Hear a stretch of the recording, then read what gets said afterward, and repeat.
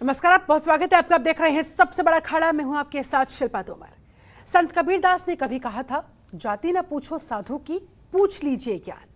लेकिन भारत जैसा देश, जिसे विविधताओं वाला देश कहा जाता है, अनेकता में एकता का प्रतीक विश्व भर में माना जाता है, वहां राजनीतिक दल जाति देखकर ही राजनीति को अमली जामा पहनाते हैं। वोट लेने के लिए वो जाति की राजनीति करने से कोई गुरेज नहीं करते।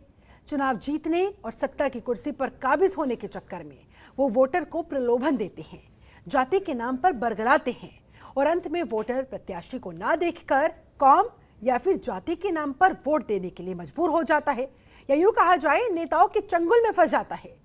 2024 लोकसभा चुनाव में भले ही अभी देर हो, लेकिन राजनीतिक दल अपने अपने उल्लू साधने में लग गए हैं और एक बार फिर जाति आधारित जनगणना की मांग का बिगुल फूंक दिया गया। बिहार के मुख्यमंत्री नीतीश कुमार, आरजेडी नेता तेजस्वी यादव, मायावती और अखिलेश यादव ने भी एक बार फिर से केंद्र सरकार से जातीय जनगणना की मांग कर डाली, जो मोदी सरकार मंत्रिमंडल विस्तार के बाद खुद को ओबीसी मंत्रियों की सरकार कहते नहीं थक रही थी। वो सरकार नीट परीक्षा के ऑल इंडिया कोटे में ओबीसी आरक्षण देने पर खुद अपनी पीठ थपथपा रही है।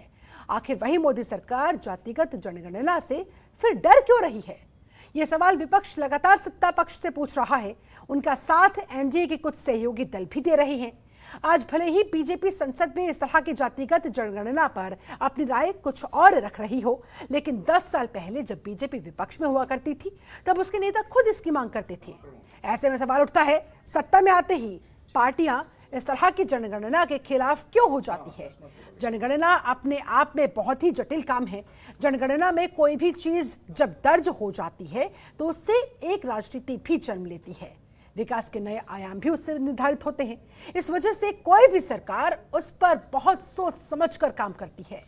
एक तरह से देखें तो जनगणना से ही जातिगत राजनीति की शुरुआत होती है और उसके बाद ही लोग जाति से खुद को जोड़कर देखने लगते हैं। जाति के आधार पर पार्टियां और एसोसिएशंस बनने लगे, लेकिन 1931 के बाद जातीय जनगणना नहीं हुई, बावजूद इसके जाति के नाम पर राजनीति लेकिन हो रही है। तो फिर जाति के आधार पर जनगणना होने से क्या बदल जाएगा? आज इसी मुद्दे पर करेंगे चर्चा।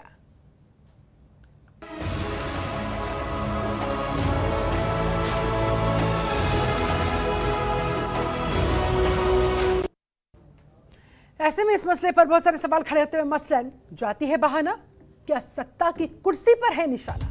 जी हाँ, जाति के सहारे सत्ता की कुर्सी कब्जाना चाहते हैं तमाम राजनीतिक दल। इसलिए जाति पर इतना फोकस, कुर्सी की लड़ाई आखिर ये जाति पर क्यों आई? जातिगत जनगणना क्या विपक्ष का पूरी करेगी सपना? जनगणना की तारीख आई, क्या फिर होगी मंडल का मंडल की लड़ाई? क्यों जातिगत जनगणना से डर जाती है हर सरकार? आज इन्हीं तमाम सवालों के जवाब खोजने की हम करेंगे कोशिश। हमारे साथ एक पूरा खास पैनल जुड़ा हुआ है। पैनल का मैं तारुफ आपसे करवा दूं। हमारे साथ बीजेपी प्रवक्ता साक्षी दिवाकर मौजूद है, बहुत स्वागत है आपका। अनुज यात्रे हमारे साथ जुड़े हुए हैं, कांग्रेस नेता है, बहुत बहुत स्वागत है आत्रे जी आपका भी। अभिषेक कुमार हमारे साथ जुड़े हुए हैं, प्रदेश महासचिव है आरजेडी के, बहुत स्वागत है आपका। कपिल श्रीवास्तव हमारे साथ मौजूद है, समाजवादी पार्टी के प्रवक्ता, बहुत बहुत स्वागत है श्रीवास्तव साहब। रवि पाराशर हमारे साथ वरिष्ठ पत्रकार जुड़े हुए हैं, बहुत स्वागत है आपका। डॉक्टर सनील कौशिक वरिष्ठ पत्रकार भी हमारे साथ स्टूडियो में मौजूद है, आपको भी बहुत बहुत स्वागत करती हूँ। चर्चा की शुरुआत कौशिक जी आप ही के साथ करना चाहूंगी। ये जातिगत जनगणना से डर कैसा और क्यों? नहीं, मुझे लगता है कि जातिगत जनगणना से सरकार को डर नहीं होना चाहिए। निश्चित तौर से जो आंकड़े हैं वो देश की जनता जानना चाहती है, उसी के हिसाब से विकास में सहभागिता सभी जातियों की होनी भी चाहिए। और यदि हम पिछली सरकारों की बात भी करें तो चाहे यूपीए की सरकार रही हो, चाहे एनडीए की सरकार रही हो, या 2018 31 अगस्त 2018 की हम बात करेंगे, जब गृह मंत्री राजनाथ सिंह जी थे, तब उन्होंने एक मीटिंग की थी 2021 में होने वाली जनगणना को लेकर के। तो उन्होंने स्वीकार भी किया था इस बात को मीडिया के सामने कि ओबीसी की जाति जनगणना होनी भी चाहिए। लेकिन उसके बाद बिल्कुल सरकार मौन धारण कर गई। और इससे पहले यदि हम बात करें 2010 की, तो जब मनमोहन सिंह जी प्रधानमंत्री थे तो तत्कालीन कानून मंत्री वीरप्पा मोइली ने एक पत्र लिखा था इसी जाति जनगणना के लिए, और मनमोहन सिंह जी ने प्रणब मुखर्जी की अध्यक्षता में एक मंत्रियों की कमेटी भी बनाई और उस कमेटी की रिपोर्ट भी ये कहती है कि जाति जनगणना होनी चाहिए। कांग्रेस की सरकार में भी स्वीकार हुआ। लेकिन 2011 में क्या हुआ ये सारा देश जानता है कि 2010 में कमेटी बनती है और कमेटी के बाद ये तय होता है कि होना चाहिए। लेकिन फिर भी जाति जनगणना के आंकड़े, लोग कहते हैं कि जाति जनगणना हुई तो थी लेकिन आंकड़े प्रकाशित नहीं हुए। तो आखिर में कांग्रेस की क्या मजबूरी थी? और जब तत्कालीन गृह मंत्री राजनाथ सिंह भी स्वीकार कर चुके हैं कि जातीय जनगणना होनी चाहिए, ये सरकार क्यों नहीं चाहती है, ये सरकार के प्रतिनिधि बताएंगे। लेकिन मैं कहूं व्यक्तिगत तौर से तो सरकार को इसके पीछे नहीं हटना चाहिए निश्चित तौर से। और दूसरी बात, SC/ST को लेकर के जातीय जनगणना होती है ना, केवल OBC और अन्य जातियों को क्यों छोड़ा जा रहा है? आखिर में उनकी सहभागिता को सरकार क्यों सामने नहीं लाना चाहती है, ये सरकार ही बता पाएंगी। रवि पाराशर भी हमारे साथ जुड़े हुए हैं, वरिष्ठ पत्रकार है। रवि जी, आप इस पर क्या सोचते हैं और जातीय जनगणना कितनी जरूरी है और तमाम सरकारें क्यों इससे भागती नजर आती हैं? देखिए, जैसा कौशिक जी ने प्रकाश डाला, जातीय जनगणना करने में कोई हर्ज नहीं होना चाहिए। अगर हमें ये पता चल जाता है कि देश में किसकी आबादी कितने प्रतिशत है, हाँ। तो उसके विकास के, उसके उन्नयन की योजनाएं उसी हिसाब से बनाई जा सकती है। लेकिन मुझे लगता है कि कुछ एनोमलीज हैं। पहले अगर राजनीतिक पार्टियां वो दूर कर लें, क्योंकि OBC, देखिए, संविधान जब बना तो SC/ST के लिए तो आरक्षण का प्रावधान अस्थायी तौर पर संविधान में था। लेकिन बाद में जब राजनीति के विद्रूप हमारे सामने पैदा हुए तो मक्खी को और मच्छर को मारने के लिए जब ब्रह्मास्त्र चलाया गया, OBC को आरक्षण थमाया गया, उस समय के बाद से ये जातीय जनगणना का जो मांग है, जो मुद्दा है, ये बहुत प्रमुखता से उठता रहा है। लेकिन केंद्र और राज्यों में बहुत सारी एनोमलीज अभी भी हैं। जो जातियां केंद्र की सूची में OBC में आती हैं, बहुत सारी जातियां वो कुछ राज्यों में नहीं आती, या राज्यों की जो OBC सूची है। लेकिन ये एक टेक्निकल एक मुद्दा है जिसको सारी पार्टियां मिल बैठ के सुलझा सकती हैं। एक चीज मुझे लगता है कि इससे थोड़ा सा आगे बढ़ते हुए अगर आर्थिक OBC के आरक्षण के मसले को आर्थिक आधार प्रदान कर दिया जाए मुख्य रूप से, तब तो फिर कोई दिक्कत नहीं है। बिल्कुल जातीय जनगणना होनी चाहिए। और उसमें यह देख लिया जाना चाहिए कि जो OBC की जातियां हैं, जो अभी केवल जातियों के नाम पर आरक्षण की सुविधाएं ले रही हैं, उनमें क्रीमी लेयर कितना है, उनमें संपन्न वर्ग कितना हो चुका है आजादी के बाद से, तो समस्या नहीं। लेकिन जब ये मुद्दा आएगा तो मुझे लगता है कि जो क्षेत्रीय पार्टियां हैं वो फिर इसके लिए सहमत होंगी नहीं। और बड़े मजे की बात यह है कि देश में सामाजिक समरसता कायम करने के उद्देश्य से जो पॉलिटिकल प्रोसेस है, उसको जिस तरह से आगे बढ़ाने की बात है, आपको याद होगा श्वेता कि एक विधानसभाओं में और संसद में महिलाओं के 33% आरक्षण का एक विधेयक लाया गया था संसद में। तो जो पार्टियां जातिगत जनगणना की सर्वाधिक मांग इस समय पुरजोर तरीके से कर रही हैं, वही पार्टियां, उन्हीं पार्टियों के पुरोधा नेता महिला आरक्षण विधेयक संसद और विधानसभा में उसका विरोध कर रहे थे। तो मुझे लगता है कि पॉलिटिकल विल अगर समाज के उन्नयन, समाज के उत्थान के लिए अच्छी बात है, तो फिर सारे मुद्दों को इसमें शामिल करना चाहिए क्षेत्रीय पार्टियों को।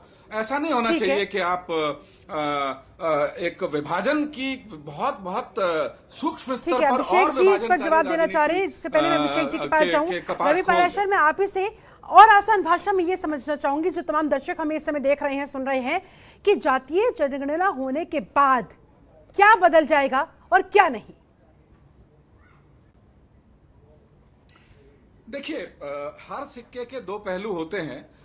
जाहिर है कि जैसा कि बताया कौशिक जी ने कि जब कांग्रेस जब केंद्र में थी, 2011 में जो जनगणना हुई कांग्रेस के केंद्र में रहते हुए ही हुई, और उसके बाद फिर जातीय जनगणना के आंकड़े तो जुटाए गए लेकिन वो प्रकाशित नहीं किए गए। जाहिर है कि वो आंकड़े बाद में समाज कल्याण मंत्रालय को दे दिए गए। तो उस समय की जो कांग्रेस सरकार रही होगी, कांग्रेस के जो प्रधानमंत्री मनमोहन सिंह थे और बाकी के समाज कल्याण मंत्री और कांग्रेस के जो वरिष्ठ नेता होंगे, उनको आधिकारिक तौर पर भले ही वो न माने कि जातीय जनगणना के आंकड़े उन्हें नहीं पता, सार्वजनिक नहीं किए गए, चूंकि पद और गोपनीयता की शपथ लेनी पड़ती है, लेकिन व्यावहारिक तौर पर अगर देखें तो जिस सरकार ने जातीय जनगणना कराई उसके प्रमुख नेताओं को उसके आंकड़े पता होंगे। अब सवाल ये है कि जातीय जनगणना अगर हो जाएगी तो कौन सा आसमान टूट पड़ेगा।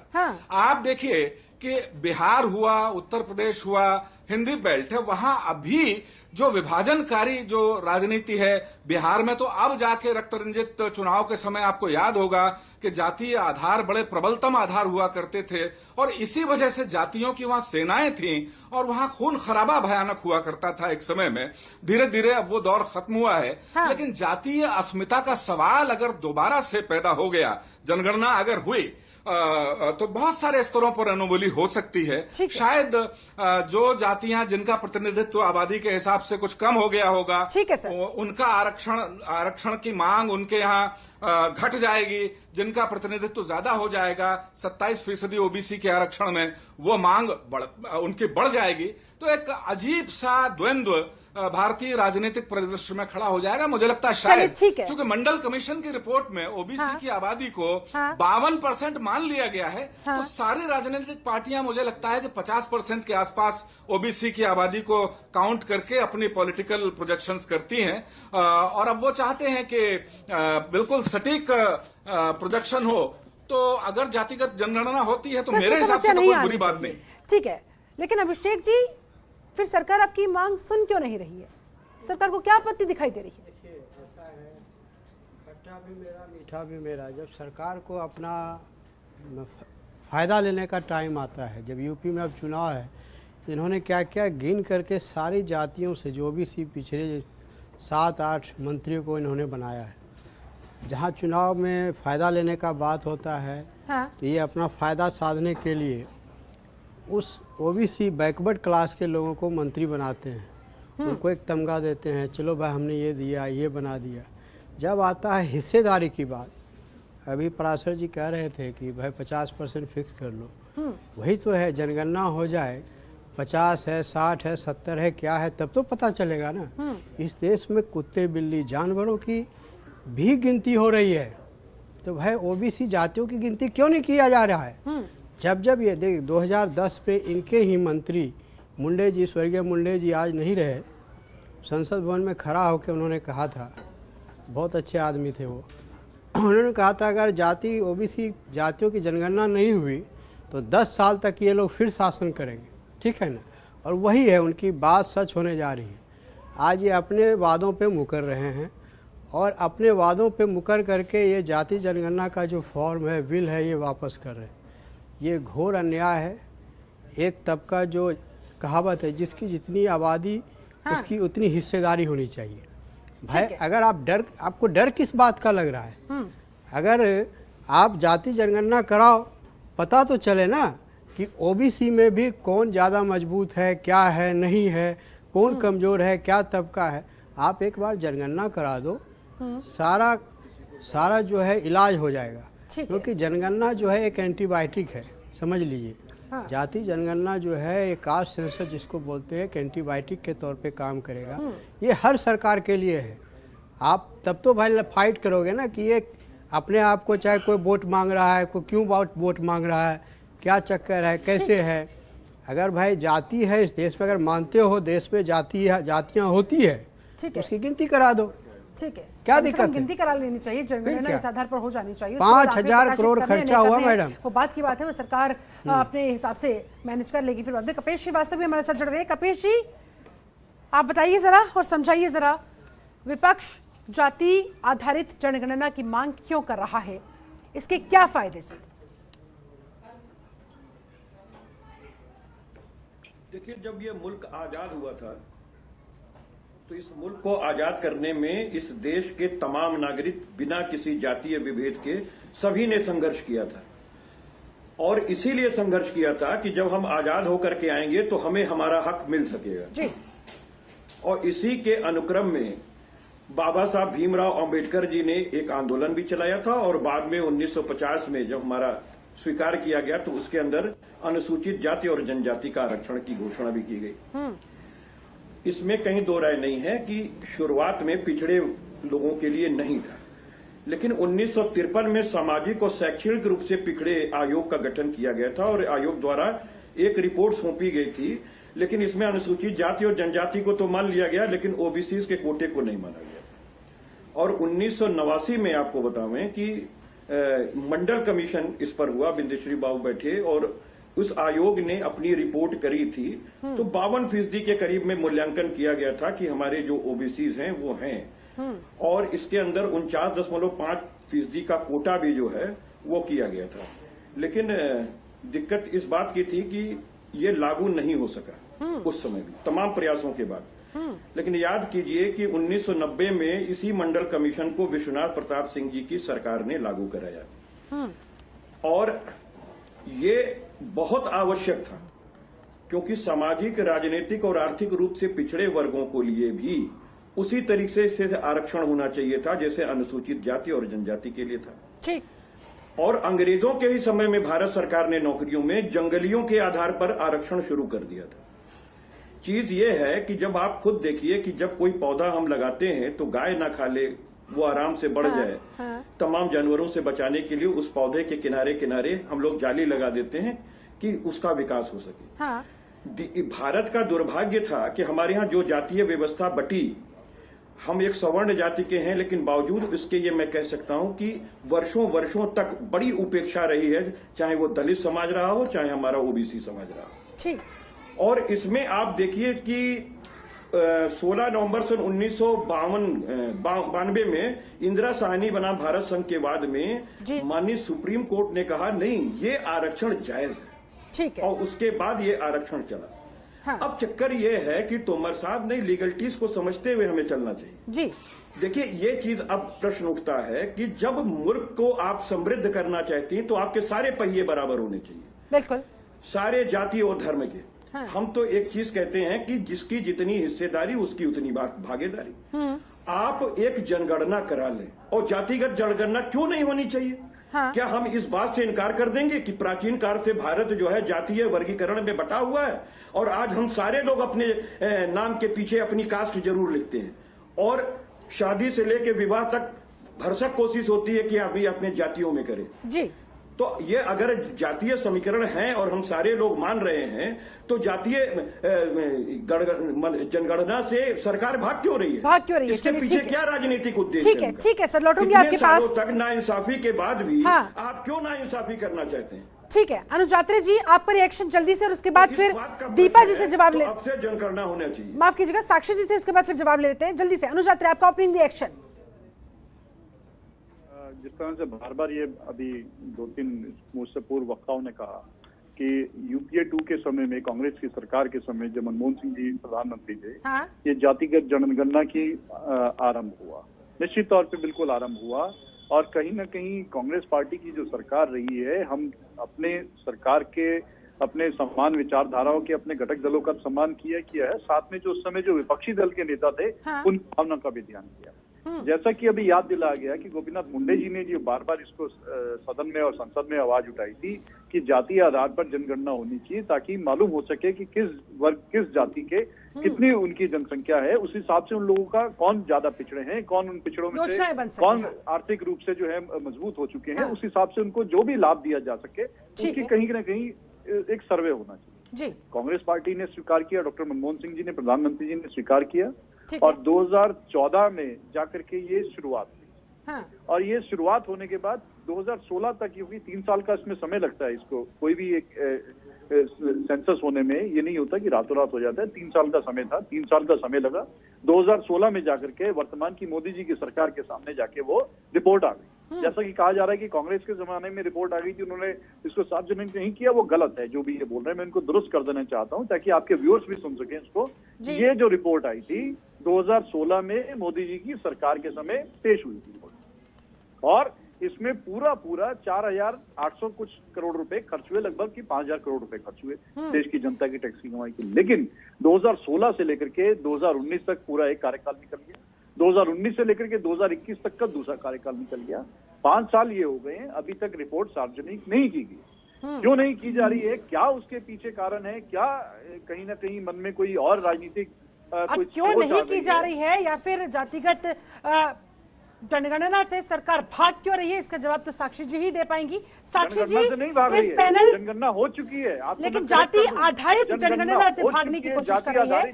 ठीक है, साक्षी जी से जवाब लेते हैं। साक्षी जी, सरकार क्यों डर रही है, किस वजह से डर रही है? इस डिबेट में बैठे 5 पैनलिस्ट गिनवा रहे हैं कि जाति आधारित जनगणना क्यों जरूरी है? सरकार को क्या डर, क्या आपत्ति, बताइए। सबने अपने, कुछ लोगों ने इसके फेवर में भी बोला, कुछ ने इसके फेवर में ना जाते हुए भी बोला। तो मैं बताना चाहूंगी इसकी शुरुआत कहाँ से हुई थी। जो जनगणना की शुरुआत हुई थी भारत में, वो 1881 में हुई थी। उस समय जो इसका आधार था वो शिक्षा, रोजगार और मातृभाषा के आधार पे इसकी जनगणना हुई थी। लेकिन 1931 में जब अंग्रेजों ने तोड़-फोड़ की राजनीति शुरू करी, उस समय उन्होंने जातीय जनगणना की शुरुआत करी थी। अगर जब फर्स्ट जनगणना हुई थी वो 1931 में हुई थी। उसके बाद हमने देखा भी किस प्रकार हमारे देश के कई टुकड़े हुए। लेकिन फिलहाल मैं उस बात पे नहीं जाना चाहती हूँ, मैं अभी पे आना चाहती हूँ। जो हमारे सहयोगी दल हो या जो विपक्षी दल हैं, इस समय जिस वजह से इसकी मांग कर रहे हैं, वो वजह है कि वो जानना चाहते हैं कि वो सही सटीक आंकड़े पता चल जाए कौन सी जाति के कितने लोग हैं, ताकि योजनाएं बनाने में आसानी हो। तो मैं बताना चाहूंगी, हमारी कोई भी जो सरकार इस समय योजना बना रही है, उसमें किसी प्रकार का जातिगत भेदभाव किया ही नहीं जा रहा है। जब जो पात्र व्यक्ति है उसे उसका जो हमारी योजनाएं है उसका फायदा उसे मिलता है। हम जातिगत आधार पे कोई योजना का फायदे किसी जनता को नहीं दे रहे हैं। हमारे यहाँ पे अगर अन्न वितरण होता है तो उसमें ये नहीं देखा जाता कि ओबीसी के कितने लोग आए हैं, या दलित कितने आए हैं, या मुस्लिम कितने आए हैं। हमारे यहाँ पे अगर व्यक्ति पात्र है, अगर वो गरीब है, उसे जरूरत है उस चीज की, तो उसे उसके फायदा मिलता है। हम उसी आधार पे योजना का गठन करते हैं। तो हमारे यहाँ जातीय समीकरण का हिसाब लिया ही नहीं जाता है। तो किस बेसिस पे अगर ये लोग बोल रहे हैं कि योजना को बनाने के लिए इन्हें जातिगत आंकड़े चाहिए, तो मैं तो नहीं समझती ये कुछ फायदे की बात है, क्योंकि हमारे यहाँ भी योजनाएं बन रही हैं और बिना जातिगत आंकड़ों को लिए बन रही है। और मुझे लग रहा है पिछले 70 सालों में सबसे बेहतर योजनाएं जो दे पा रही है वो भारतीय जनता पार्टी इस समय दे पा रही है। कौशिक जी, अब मैं क्या जवाब दूं? साक्षी जी ने कुछ कहा, कुछ मेरी समझ में तो आया नहीं कि इनकी सरकार जातिवाद के आधार पर कोई योजना नहीं बनाती। ये बिल्कुल सफेद झूठ है। दूसरा, आप ही की सरकार ने उत्तर प्रदेश में सामाजिक न्याय समिति बनाई ओबीसी के लिए, उसकी रिपोर्ट आपको सार्वजनिक करनी चाहिए थी। आपके ही नेताओं ने ये माना, सार्वजनिक रूप से कहा कि SC, ST और ओबीसी में भी 3 तरीके के विभाजन होने चाहिए। और ये बिल्कुल सच बात है। यदि हम आरक्षण कोटे की बात करें तो निश्चित तौर से जिनको आरक्षण मिला उन्हीं को मिलता चला गया, उन्हीं के परिवारों को मिलता चला गया। और यदि उनकी समीक्षा भी हम कराएं, यदि कोई सरकार श्वेत पत्र लेके आए, तो मैं कहूंगा कि पूर्ण रूप से ओबीसी और ST, ST के लोगों को मिला ही नहीं। उसमें भी भेदभाव हुआ। ओबीसी के नाम पर किस जाति को आरक्षण मिला, SC, ST के कोटे से किस जाति को मिला, ये सब पूरा देश जानता है। मैं सारे प्रदेशों की बात कर रहा हूं, उसमें उत्तर प्रदेश भी शामिल है। लेकिन क्या वास्तव में जातिगत जनगणना आप ले आओगे या ले भी आई, तो क्या वास्तव में जिन लोगों को, जिन परिवारों को अभी तक 70 साल में आरक्षण का फायदा नहीं मिला, चाहे ओबीसी के हो, चाहे SC को, ST को, उनके लिए सरकार क्या करेगी? क्या राजनीतिक रूप से या सामाजिक रूप से वो सक्षम नहीं है? वो निश्चित तौर से वो लड़ाई नहीं लड़ सकते हैं, निश्चित तौर से वो आरक्षण का फायदा नहीं ले सकते हैं। उन परिवारों को तो अभी तक भी नहीं मिला। और ये उत्तर प्रदेश की सामाजिक न्याय समिति मान भी रही है इस बात को लेकर के। यदि सार्वजनिक उसकी रिपोर्ट आएगी, तो निश्चित तौर से उस आरक्षण में भी भेदभाव हुआ। ठीक है अभिषेक जी, सरकार का ये तर्क आपको कितना हजम होता हुआ? मैम बिल्कुल हजम नहीं हो रहा है। एक तरफ ये कह रही है हमारी सरकार जो है आरक्षण और जात पात मानती नहीं, फिर 10-11% आरक्षण क्यों दिया ऊपर से, और 27% भी बैकलॉग लगा हुआ है। ये खुद घिर रही है अपने सवालों से। तो इनको ये सोचना चाहिए। और फिर गिन करके इन्होंने जो ओबीसी मंत्रियों को चुना है, हर प्रदेश से, हर राज्य से, जहाँ जहाँ चुनाव हो रहे हैं, चाहे पंजाब हो, उत्तर प्रदेश हो, या और भी अन्य राज्यों में, तो ऐसा क्यों करती है? अगर ये जात पात नहीं देखती है, आरक्षण नहीं देखती है, तो फिर तो इनको 10% आरक्षण की भी जो इन्होंने किया वो भी नहीं करना चाहिए था। फिर ये जो ओबीसी मंत्रियों चुन के इन्होंने उत्तर प्रदेश से बनाया वो भी नहीं बनाना चाहिए था। हाँ, तो ये सारे चीज़, ये झूठ का पुलिंदा है इनकी सरकार, और झूठ पे टिकी हुई इनकी सरकार है। सरासर झूठ बोलती है और जनता जवाब लेंगे साक्षी जी से, लेकिन फिलहाल मुझे यहाँ पर रुकना होगा एक बहुत छोटे से ब्रेक के लिए। ब्रेक के बाद लौटेंगे, चर्चा को आगे बढ़ाएंगे और इन्हीं तमाम सवालों के जवाब साक्षी दिवाकर जी से लेंगे। लेकिन फिलहाल वक्त छोटे से ब्रेक, लौटेंगे चल। ब्रेक के बाद बहुत स्वागत है आपका। आप देख रहे हैं सबसे बड़ा अखाड़ा। चर्चा हो रही है जिस तरह से जाति आधारित जनगणना की मांग विपक्ष कर रहा है, लेकिन सरकार उससे बचना चाहती है। तमाम दलीलें यहां पर विपक्ष की तरफ से दी जा रही है, लेकिन सरकार उन्हें मानने को तैयार नहीं है। ऐसे में बहुत सारे सवाल खड़े होते हुए, मसलन जाति है बहाना, क्या सत्ता की कुर्सी पर है निशाना? कुर्सी की लड़ाई जाति पर क्यों आई? जातिगत जनगणना क्या विपक्ष का पूरा करेगी सपना? जनगणना की तारीख आई, क्या फिर होगी मंडल का मंडल की लड़ाई? क्यों जातिगत जनगणना से डर जाती है हर सरकार? आज इन्हीं तमाम सवालों के जवाब खोजने की हम कर रहे हैं कोशिश। हमारे साथ एक पूरा खास पैनल लगातार बना हुआ। एक बार फिर से पैनल के पास जाते हुए साक्षी दिवाकर जी, एक बार फिर आप ही के पास आना चाहूंगी। आपने जो तर्क दिए वो हजम नहीं हुए। अब ऐसे में आप ये बताएं कि तमाम विपक्षी दल अगर ये चाहते हैं कि इस तरह की कोई जनगणना होनी चाहिए, तमाम उसके पीछे वो दलीलें भी दे रहे हैं। हमारे साथ दो वरिष्ठ पत्रकार भी मौजूद हैं, वो भी चाहते हैं, कहीं ना कहीं इसके पक्ष में हैं। तो फिर सरकार के मन में डर क्या है? एक तर्क आप दे चुकी है, इसके अलावा कोई और डर, कोई और आशंका है? वो बस ये है कि योजनाएं बनाने में काम आएंगी। अगर योजनाएं बनाने में काम आती तो मुझे पूरा विश्वास है सबसे पहले इसकी पहल जो करती वो भारतीय जनता पार्टी ही करती, क्योंकि योजनाएं और नीतियां बनाने में अगर ये इस्तेमाल किया जा सकता था, जातिगत जनगणना अगर इस्तेमाल की जाती तो मुझे पूरा विश्वास है भारतीय जनता पार्टी इसका साथ देती। लेकिन फिलहाल जो इनकी मांगे हैं, वो इनके जो ये मांग कर रहे हैं, मुझे नहीं लगता कि वो उसके लिए जातिगत आंकड़ों की जरूरत है, क्योंकि जब योजना और नीतियां बनाई जाती हैं वो बात इसलिए बनाई जाती है कि जो भी दलित है, पिछड़ा है, गरीब है, उसको उसका लाभ पहुंचा जा सके। तो उसके लिए जातिगत जनगणना की आवश्यकता नहीं है। अनुज अत्रे जी क्या कहेंगे? आप लोग कन्विंस नहीं कर पा रहे क्या सरकार को? वो कह रही है कि जरूरत ही नहीं है जातिगत जनगणना की, क्यों करवाए फिर सरकार? जो इनकी मांग है कि हम नीतियां बनाने के लिए हमारे काम आएगी, मुझे वो सही नहीं लग रहा है। मैं जवाब देता हूँ, सुन लीजिए। अगर आवश्यकता नहीं है तो ये सरकार एक बार बयान दे देना कि इसकी आवश्यकता नहीं। और जो 2014 से लेके और 2016 तक इसकी जो जनगणना हुई है मोदी जी की सरकार के कार्यकाल में, और 5,000 करोड़ रुपए लगभग सरकार ने जो खर्च किए हैं, तो सरकार स्पष्ट करे कि वो क्यों खर्च किया, क्यों इतना पैसा खर्च किया, उसको वहीं तत्काल क्यों नहीं रोक दिया गया इस प्रयास को। लेकिन मुझे लगता है ये अपना ये स्पष्ट करते हैं कि भारतीय जनता पार्टी की सोच है या इनकी आपकी अपनी निजी राय है, या सरकार भी यही सोचती है। अगर सरकार भी यही सोचती है तो बहुत ही गंभीर बात है कि अगर आपको इसकी आवश्यकता नहीं थी तो आपने क्यों इतना पैसा, हजारों करोड़ रुपए आपने पैसा जाया कर दिया है। ठीक है, फिर इतने करोड़ रुपए नहीं, मुझे क्यों इस पर लगाए गए? साक्षी जी जवाब दीजिए। प्रवक्ता जी बोल रहे हैं, एक सेकंड। हाँ जी, मैं ही बोल रहा हूँ जी। मैं इसलिए आपसे ये जानना चाहूंगी, अगर इतनी ही आवश्यक थी तो पिछले 70 सालों में क्यों नहीं की गई? अरे ये क्या जवाब हुआ? आपके पास कोई जवाब नहीं है। आपसे बात करें हिंदुस्तान की, आप बात करने पहुंच जाते हैं पाकिस्तान की। आपसे जवाब नहीं वर्तमान का, आपसे जवाब नहीं 7 सालों का, आप बात करते हैं 70 सालों का। देखिए 70 सालों में इसकी आवश्यकता नहीं रही होगी, इससे नहीं हुई। लेकिन इसकी जब आवश्यकता हुई और आपकी सरकार ने इसमें पैसे खर्चे हैं, तो इसकी आप रिपोर्ट सार्वजनिक करने से क्यों भाग रहे हैं? आप क्यों कहते हैं कि जनगणना है जो 2016 में रिजल्ट आया है, लेकिन मैं उस पर नहीं जा रही हूँ। मैं बस आपसे ये जानना चाह रही हूँ कि क्यों नहीं जा रही? जब हम तो स्पष्ट कह रहे हैं, देखिए इस तरह के जो है सवालों से भागने वाले प्रश्न मत कीजिए। आप भागिए मत। आपसे ये पूछ रहे हैं कार्यकाल में किस प्रकार अरे 70 सालों में तो आपकी भी, तो आप ये बता दीजिए वाजपेयी जी ने क्यों नहीं कराया? बीजेपी की 70 सालों में वाजपेयी सरकार रही, और अगर किसी ने नहीं कराया है तो अब आप लोगों की जवाबदेही ज्यादा बनती है ना। कौशिक जी कुछ कहना चाह रहे हैं, उसके बाद कपिल श्रीवास्तव आपके पास आते हैं। अनुज जी की बात से इसलिए सहमत नहीं हूं कि अनुज जी ने ये कहा कि बीजेपी ने क्यों नहीं किया। जब 2011 में जातिगत जनगणना हुई या डिसीजन कांग्रेस की सरकार ने लिया, 3 साल कांग्रेस के पास थे, और कोई भी सरकार जब कैबिनेट में इस तरीके का प्रस्ताव पास कर लेती है तो दूसरी सरकार उसको बदल कैसे देगी? और यदि कांग्रेस की सरकार ने ऐसा रहते हुए सारा डिसीजन लिया और उसके आंकड़े जो सिस्टम में आए वो बीजेपी की सरकार में आए और बीजेपी ने सार्वजनिक नहीं किए, तो कांग्रेस ने धरना क्यों नहीं दिया? सरकार को पूछा क्यों नहीं? सरकार को संसद में क्यों नहीं घेरा? केवल आज बात आ रही है जब 2021 में जनगणना दोबारा होने जा रही है, लेकिन इसके बीच में अनुजी समय था।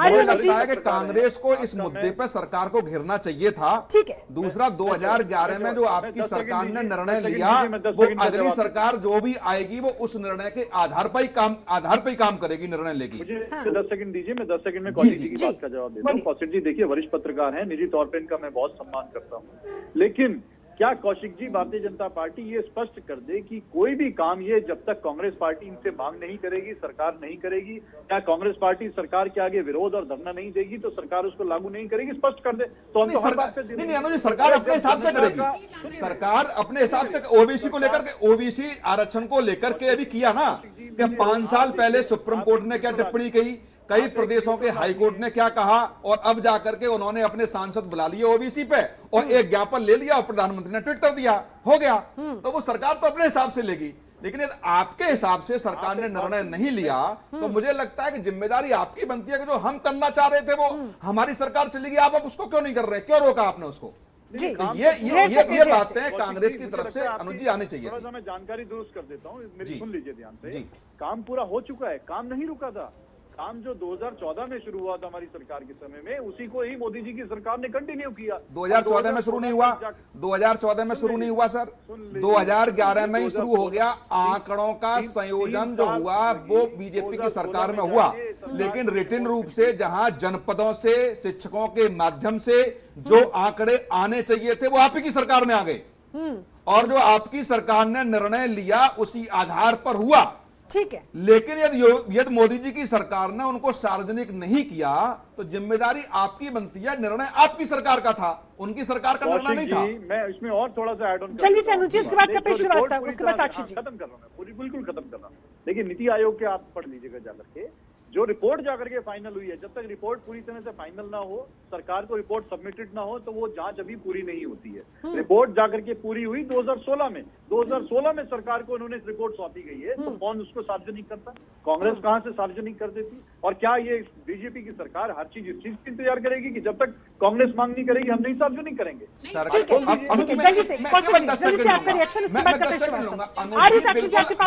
सही कह रहे हैं, लेकिन आपकी सरकार ने जो निर्णय लिया सिस्टमेटिक तरीके से, उसी पे वो सरकार चली, वो बदल नहीं सकती बीच में, और जब बदलेगी वो तब अलग डिसीजन होगा।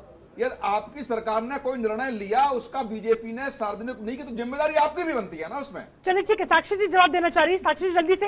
देखिए, मैं ये बताना चाह रही हूँ, 1951 में सरदार पटेल जी ने साफ साफ कहा था, जातीय जनगणना देश की सामाजिक ताना बाना को बिगाड़ सकती है। दूसरा, मैं ये कहना चाहती हूँ, पिछले 70 सालों से जब योजनाएं और नीति बनाने के लिए जातिगत जनगणना की आवश्यकता नहीं पड़ी थी, तो अभी इलेक्शन आने पे या भारतीय जनता पार्टी की सरकार आने के बाद इसकी आवश्यकता क्यों पड़ने लगी योजनाएं बनाने के लिए? अभी तक भी तो बिना इस्तेमाल किए ही योजनाएं बन रही है, और मुझे लगा है पिछले 10 साल में तो बहुत अच्छी योजनाएं बन रही है।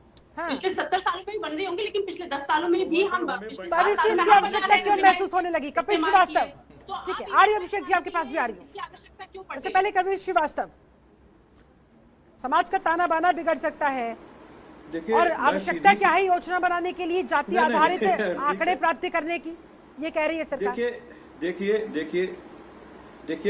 देखिए वक्त काल परिस्थितियां कितनी परिवर्तित हो जाती हैं कि आजाद भारत के बाद जब हम स्वतंत्र हुए तो आखिर संविधान के अंदर जो है आरक्षण को लिया गया कि नहीं लिया गया। और दूसरी बात, जो 52 में जिस चीजों को कोड कर रही हैं, तत्कालिक व्यवस्था और अब में बहुत परिवर्तन है। मैं तो एक बात कह रहा हूं कि सुप्रीम कोर्ट ने जब 1992 में इंदिरा साहनी बनाम भारत संघ के बाद में स्पष्ट कर दिया, तो इनको तो कहना ही नहीं चाहिए, क्योंकि माननीय सुप्रीम कोर्ट से ऊपर तो कोई नहीं है, न हम है, न ये है, न कोई नेता है। मैं एक बात ये कहना चाहता हूं कि देखिए, अभी कौशिक जी में और जो आत्रे साहब में बातें हो रही थी, इसका कोई मतलब और कोई वजूद नहीं। इसलिए मैं कह रहा हूं कि जो सरकारें चली गई और जनता ने एक सरकार बदली, उन पर ट्रस्ट करके उनको जो है वो न्यायिक काम करना चाहिए था, और रिपोर्ट अगर तैयार थी तो इनको लागू कर देना चाहिए था। मैं तो एक बात कह रहा हूं कि बहन हमारी कह रही है, बहुत कंफ्यूज लग रही है। एक तो ये कि प्रवक्ता है और कहती है कि ये हमारा व्यक्तिगत बयान है, तो समझ में नहीं आता कि एक प्रवक्ता व्यक्तिगत बयान कैसे दे सकता है। दूसरी चीज ये नेता के तौर पे तो बैठी नहीं। मैं एक चीज ये कह रहा हूं कि अगर जो आपने अभिव्यक्ति की वही आपके पार्टी की भी अभिव्यक्ति है, क्योंकि अगर आपके पार्टी की अभिव्यक्ति नहीं होती तो अब तक तो जनगणना सामने आ चुकी होती जातीय आधार पे, और आप बार बार उसको योजनाओं में क्यों घुसेड़ रहे हैं? भाई 5 किलो का अनाज बांट करके आप किसी का अपलिफ्टमेंट नहीं कर सकती।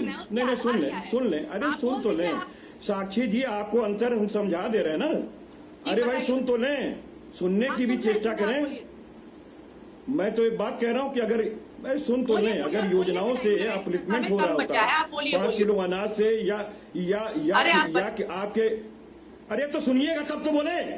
बीच में बोलती जा रही हैं आप, जो शांत रहिए। आपसे ज्यादा कोई नहीं बोलते, इसलिए आप बोलिए। ठीक है, साक्षी सुन लेते हैं। वो आवाज डिलेइंग में थोड़ा सा प्रॉब्लम हो रहा है, इस वजह से ऐसा हो रहा है। करके सुन रहा हूँ, सबकी कव्वाली सुन रहा हूँ। मैं तो कव्वाली सुनने के लिए बैठा था। अब तो तोमर साहब ने इतने देर बाद दिया, उसमें भी आप टंकी लगा रही हैं। प्लीज मुझे भी आता टंकी। साक्षी जी सुन रही है, मैं स्पष्ट चीज ये कह रहा हूँ कि कोई भी योजना जो बनती है, हाँ। उसमें ये देखा जाता है कि वो योजना समग्र रूप से हमेशा के लिए है या थोड़ा सा कुछ बस उसको राहत पहुंचाने के लिए। ठीक है। तो ये जिन योजनाओं हाँ। के लिए कह रही हैं कि वो सबके लिए है, सब मैंने ये किया वो किया, अरे भाई हम ये कह रहे हैं कि 5 किलो अनाज बांटने से हाँ। एक तो आपका नहीं है भाई, फूड बिल आप लेकर के आए नहीं थे, आपकी तो मजबूरी है, आपको बांटना ही पड़ेगा। 1 लाख करोड़ रुपए जब उस समय डिपॉजिट हुआ था कि भाई इतना खर्चा होगा, तो यही प्रश्न उठा रहे थे और ये कहते थे कि इस तरीके से तो लोग भिखारी बना रहे हैं देश को। और अब दूसरी बातें कर रहे हैं। मैं तो एक बात कह रहा हूँ, आरक्षण में मैं सीधी बात कह रहा हूँ, जब तक आप नौकरी में आरक्षण नहीं देंगे, शिक्षा में आरक्षण नहीं देंगे, किसी व्यक्ति का और व्यक्ति की 7 पीढ़ियों को अपलिफ्टमेंट नहीं कर पाए।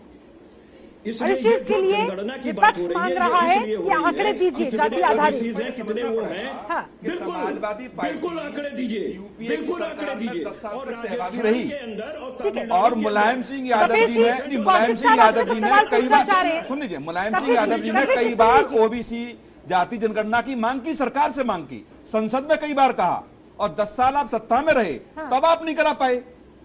तो अब आप ये कहें कि पिछली सरकार ने क्या किया या क्या नहीं किया, ये नहीं हो सकता ना। आप भी उसके जिम्मेदार हैं कि आपके राष्ट्रीय अध्यक्ष महोदय ने 10 साल में कम से कम 4 से 5 बार कांग्रेस की सरकार से मांग की कि ओबीसी जाति की जाति जनगणना होनी चाहिए। वो कह रहे हैं जिस दिन आप नेशनल बना देंगे उस दिन पूछिएगा। आप नहीं, मेरी बात सुन लीजिए। आप किसी भी तरीके से कुकर्मी सरकार के कार्यों पर आप पर्दा नहीं डाल सकते हैं। नहीं, मैं नहीं डाल रहा, मैं नहीं डालना कभी सी, लेकिन मैं ये कह रहा हूँ आपने, अब सुन लीजिए ना, अब आप सुनेंगे नहीं, अब आप सुनेंगे नहीं कभी सी। आपने ये कहा कि पिछली सरकारों का क्या लेना देना है, तो मैं कह रहा हूँ जो वर्तमान में सरकार जिम्मेदार है, उतनी जिम्मेदार आप भी उसमें 10 साल तक सहभागी रहे, आप भी जिम्मेदार है। तरीके से आप दूसरों को जो आवाज उठा रहे हैं उनको आप आवाज उठाइए। मैं तो कह रहा हूँ होनी चाहिए, अधिकार है आवाज उठाना। मैंने कहा कि होनी चाहिए, लेकिन 10 साल तक आप कहां सो रहे थे? 10 साल तक आप सत्ता में सहभागी थे, आपके नेता ने मांग की, कांग्रेस ने क्यों नहीं मानी? हमारे हर आंदोलन में तहसील स्तर पे ये समर्थन वापस क्यों नहीं लिया? समर्थन वापस क्यों नहीं लिया आपने इस मुद्दे पे? समर्थन वापस क्यों नहीं लिया आपने?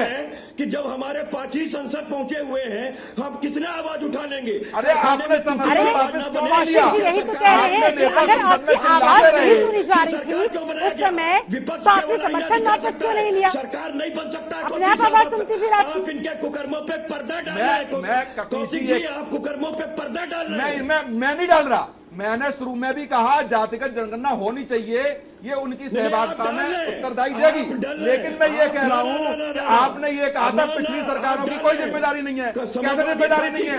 आप 10 साल तक सत्ता में रहे, आप आंख बंद करके समर्थन देते रहे उनको, और आपके नेता ने 10 बार मांग की इस बात को लेकर के, और उस सरकार ने बिल्कुल निगलेक्ट कर दिया आपकी बातें, और आपने मौन धारण कर लिया आपकी पार्टी ने। आज आप तो आप चिल्ला रहे हैं कि वो होना चाहिए। कांग्रेस को भी गलत तरीके से आड़े हाथों लिया है। समर्थन वापस क्यों नहीं लिया आपने? समर्थन आड़े हाथों होना अलग बात है। आपकी पार्टी ओबीसी की राजनीति करती है, आपकी पार्टी ओबीसी की राजनीति करती है, और 10 साल आप सत्ता में रहे, आपने कुछ नहीं किया। आप समर्थन वापस लेते हैं इसमें? हकीकत है। नहीं, समर्थन वापस क्यों नहीं लिया आपने? रवि पराशर, आपके पास आते हुए, जब पार्टी विपक्ष में होती है तो मांग करती है, सत्ता में आने के बाद उनकी स्थिति प्रतिकूल हो जाती है, क्यों?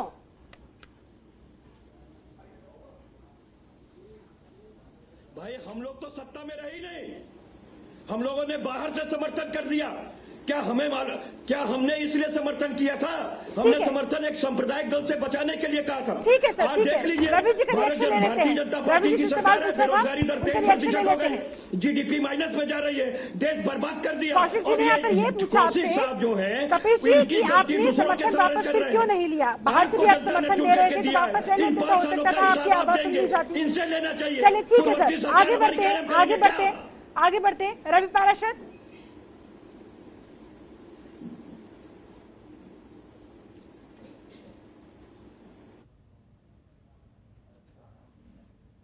एक दूसरे पे स्कोर करने का जो जी। तरीका डिबेट्स में होने लगा है वो चलता रहेगा। अभी जो संसद में गतिरोध है उसके पक्ष में तर्क ये दिया जाता है कि भारतीय जनता पार्टी जब विपक्ष में थी तो वो भी संसद नहीं चलने देते थे। बहरहाल पीछे क्या हुआ, कांग्रेस का, सरकार का क्या रुख था, भारतीय जनता पार्टी का क्या रुख है, समाजवादी पार्टी का क्या रुख है, इसको अगर हम थोड़ी देर के लिए इधर रख दें, किनारे पर रख दें, तो केवल एक जातीय जनगणना का जो मुद्दा है, विषय है, उस पर अगर ध्यान केंद्रित करें तो मुझे लगता है कि जो मांग है जिन भी पार्टियों की, ये मांग है कि जातीय जनगणना होनी चाहिए और जरूर होनी चाहिए, उनको मुझे लगता है कि जमीन पर उतरकर अपनी इस मांग को जनमत की मांग जो है बनवाने के लिए जमीन पर संघर्ष करना चाहिए। और एक बार अगर जमीन पर उतरना होगा, सड़कों पर उतरना होगा इस मुद्दे के साथ, तब जाकर सरकार पर दबाव बन पाएगा। केवल अगर उद्देश्य यही है कि वो आंकड़ा सामने आ जाए तो वोट बैंक की राजनीति को और पुख्तगी हासिल हो और पुख्ता आधार मिल जाए, तो मुझे लगता है कि फिर वो उद्देश्य सही नहीं है। अगर हम आरक्षण की व्यवस्था को, सामाजिक समरसता की व्यवस्था को जातीय चेतना उन्माद में नहीं बदलेगी, ये भरोसा दिला दें पब्लिक को और देश की पॉलिटी को, देश के प्रबुद्ध लोगों को, तो मुझे लगता नहीं है। लेकिन देखिए शिल्पा, जिस तरह के तेवर फेडरल स्ट्रक्चर में केंद्र और राज्य सरकारों के हो गए हैं, बस एक उदाहरण में दे दूं 3 लाइनों में, कि अभी बात हो रही है कि अगर बीजेपी सरकार, मोदी सरकार जातीय जनगणना 2021 में नहीं कराती है शुरू, तो फिर अखिलेश यादव कह रहे हैं कि हम करा लेंगे, हमारी सरकार बनी।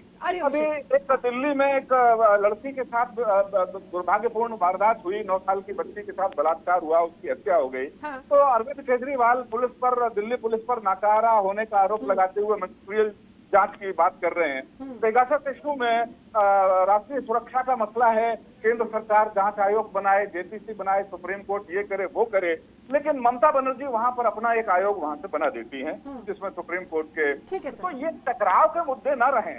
ये बहुत सारे मुद्दे ऐसे हैं जो भारतीय समाज की, भारतीय पॉलिटिक्स मुद्दों में एक और मुद्दा भी जुड़ता हुआ, जातीय आधारित जनगणना। ठीक है अभिषेक जी, क्या कहेंगे आप? क्योंकि सरकार तो विपक्ष की सुनने को तैयार नहीं है, सरकार की तरफ से तमाम तर्क दिए जा रहे हैं कि भैया इसकी कोई आवश्यकता नहीं है और ये समाज का ताना बाना बिगाड़ सकता है, इसलिए हम तो नहीं करवाएंगे। कैसे आप सरकार के कान खोलेंगे? ऐसा है, बीजेपी का ये दोहरा, सुनिए बीजेपी का ये दोहरा रवैया है। बिहार में दोनों सदनों में बीजेपी खुद सम्मिलित थी। बिहार विधानसभा में 2018 में 19 में दोनों सदनों में पास होकर के बिहार सरकार ने केंद्र सरकार को भेज दिया कि भाई जाति जनगणना केंद्र में पास किया जाए। जब इनको लगने लगा कि भाई अब ये चीज़ उल्टा पड़ने वाला है, तो ये इस चीज़ को रोक दिया। ये अपने सहूलियत के हिसाब से राजनीति करते हैं। ठीक है, कभी ये नहीं सोचते हैं कि भाई जनता का भला हो, देश का भला हो, ये सिर्फ अपने सहूलियत की राजनीति करते हैं। और भाजपा का दोहरा रवैया तब सामने आया जब बिहार विधानसभा में दोनों सदनों में खुद बीजेपी के नेताओं ने, जब एनडीए की सरकार है वहां पर, और हमारे आरजेडी के लोगों ने मिलकर के सब सदन में पास कराया और उसको भेजा, तो इन्होंने इसको मना कर दिया। कमी है, जल्दी जल्दी से मैं आप सभी का फाइनल कमेंट चाहूंगी। अनुज यात्री, सबसे पहले आपका फाइनल कमेंट, कैसे अब आप सरकार पर दबाव बनाने की कोशिश करेंगे, क्योंकि सरकार ने साफ कह दिया है कि हम तो भैया नहीं करवाएंगे। देखिए, मुझे लगता है कि भारतीय जनता पार्टी को हठधर्मिता से आगे बढ़ना चाहिए। ठीक है, राजधर्म अपनाना चाहिए, राष्ट्र धर्म अपनाना चाहिए, न केवल और बल्कि जनता के हितों के ऊपर छोड़ना चाहिए। जब आपको दलितों के, ओबीसी के, एससी एसटी के वोट चाहिए होते हैं, जब इनको लुभाना होता है, तो आप इनके लिए तरह तरह के लुभावने वायदे करते हैं। आप देश के प्रधानमंत्री ने को पहली बार ऐसा मौका देखने में आया कि संसद में खड़े होकर के उनके जाति के आधार पर अपने मंत्रियों को परीक्षा देने की आवश्यकता आन पड़ रही है, क्योंकि देखिए हमने कितने पिछड़े वर्ग से जो है लोगों को मंत्री का, और दूसरी तरफ इसे डिनाई किया जाता है। चलिए ठीक है, कपिल श्रीवास्तव, फाइनल कमेंट आपका जल्दी से सर। देखिए, बहुत सीधी सी बात है कि भारतीय जनता पार्टी अगर ये वादा नहीं करती है कि वो जनगणना जो है जातीय आधार पर लेकर के नहीं आएगी, तो समाज सिखाएगा इनको सबक। और ये जिस तरीके की बात कर रही हैं 5 किलो अनाज और शौचालय बात की अपलिफ्टमेंट करने की, तो माफ कीजिएगा, उससे नहीं होगा। जब तक शैक्षणिक आधार पर, जब तक नौकरियों में आरक्षण पा करके उनके पीढ़ी दर पीढ़ी का आप अपलिफ्टमेंट नहीं करेंगे, तब तक उस समाज को आप समृद्ध नहीं कर सकेंगे। ठीक है, और अगर समाज को समृद्ध करना है तो विपक्ष कह रहा है कि आपको जातीय जनगणना करनी होगी। साक्षी जी, जल्दी से जाते जाते क्या जवाब होगा आपका?